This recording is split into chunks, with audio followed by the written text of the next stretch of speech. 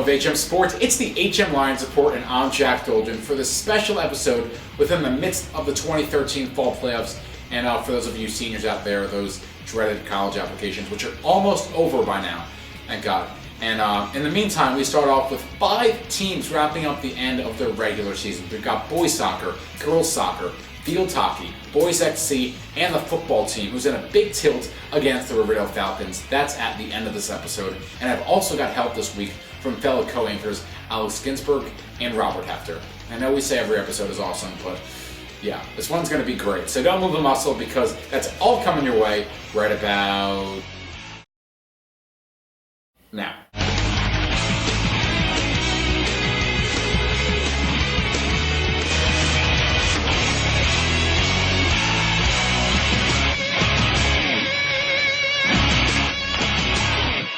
Here we have girls varsity field hockey as they take on Hackley.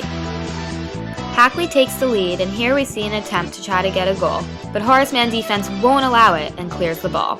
Later in the game, we see Hackley returning to the Horace Mann goal, trying to put it in this time.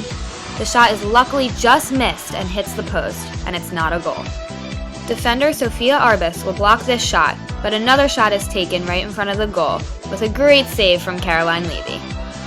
Hackley recovers it, and another shot is taken, deflected, taken, and scored. The final score is 4-0 Hackley. The boys cross-country team traveled the not-so-far distance down to Van Cortlandt Park for the Fordham Prep Relay Invitation. The Lions are led by an elite group of seniors who not long ago placed 5 of their runners in the top 50 at the Mayor's Cup. As you can see here, Steven Sims sprinted to the finish line ahead of the pack where he usually is. Not far behind was Jay Fleischer. Kareem Said, another one of the Lions' top runners, neck and neck at the end of the 2.5-mile race, was unable to sprint it out for the higher spot, but still earned his team some vital points. The team has been very successful so far this season and will take the Nice's championship in stride. Hao Tung, whose time has drastically decreased since the beginning of the season, finishes the race in this clip here. The Lions look to continue their success on the track. Alright, now it's Horace Mann boys soccer taking on Riverdale. There were playoff implications of the Lions needed at least a point, maybe even 3. Early on, Riverdale on the attack. Check out Aaron Shine! Leaping snag, puts it out of harm's way. The game would remain scoreless.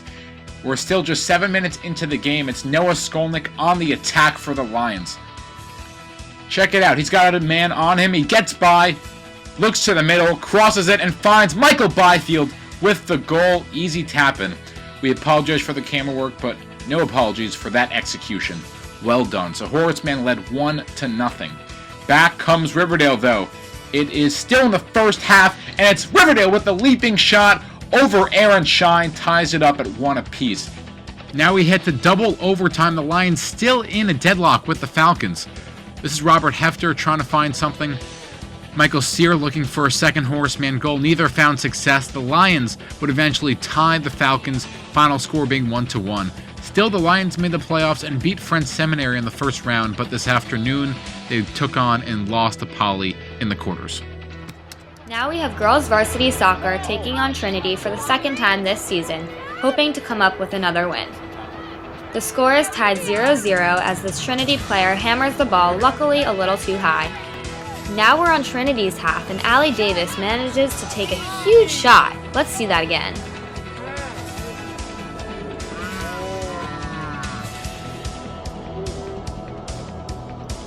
It's a goal. The score is now 1-0. Now back near Horace Mann's goal as a giant cross is made by a Trinity player, but the defense gets it out. Some halftime tricks by Grace Warder as the score is still 1-0. Now we're into the second half. Caitlin Rubin will get the ball at her feet, turn, play it to Allie Davis, who will turn, play it to Charlotte Frankel down the sideline, who will run onto it, cross it back to Allie Steer, who will put the second and final goal into the net. It's Horace Mann football taking on the Riverdale Falcons. Horace Mann faced a big opponent, and this would be maybe the test of the season. Early on, Riverdale looking sharp. They get to the end zone right there, and they're up 6-0. Back comes Horace Mann, though. They're driving, and what a throw down the field. And now check it out. Mike Leiden. This would be one of 3 touchdowns, and he makes carnage of the Falcon defense all the way to the house for a big touchdown. The Lions up 7-6 now. Now check out Bertrand Shaw with the interception here. He takes it back all the way to the 35-yard line. So Horace Mann set up well, and we go to the second quarter. Guess who?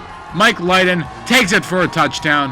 Horace Mann continued to have that lead. Now, closing seconds, literally time expiring in the second quarter. Check out Riverdale going all the way to the house. Horace Mann looking to catch him. They would not, but take it back. Number 2 gets called with the block and the back, and again, that was the closing ticks of the second quarter, so touchdown was revoked. But third quarter now, Riverdale gets it back. There with the touchdown, here with the 2-point conversion. The score was 21-18, and Riverdale is looking to take the lead right here, but out of nowhere comes Marcus Plenty with the sack. Rips the quarterback down by the collar, and yes, that is entirely legal. Nice play by the Lions. Team is totally pumped, and that would set the tone for the rest of the game because Mike Leiden would do the work. That was about a 25-yard run, and here Mike one more time in the shotgun. He takes the snap. He's still on his feet. He's moving, marching through 2 men, leaving the team in shackles. He's into the end zone for a big touchdown. Horace Mann would win it 28-18. They're playing Fieldson next week. 2 weeks, they're playing Dwight Anklewood in the championship. Good times for these Lions.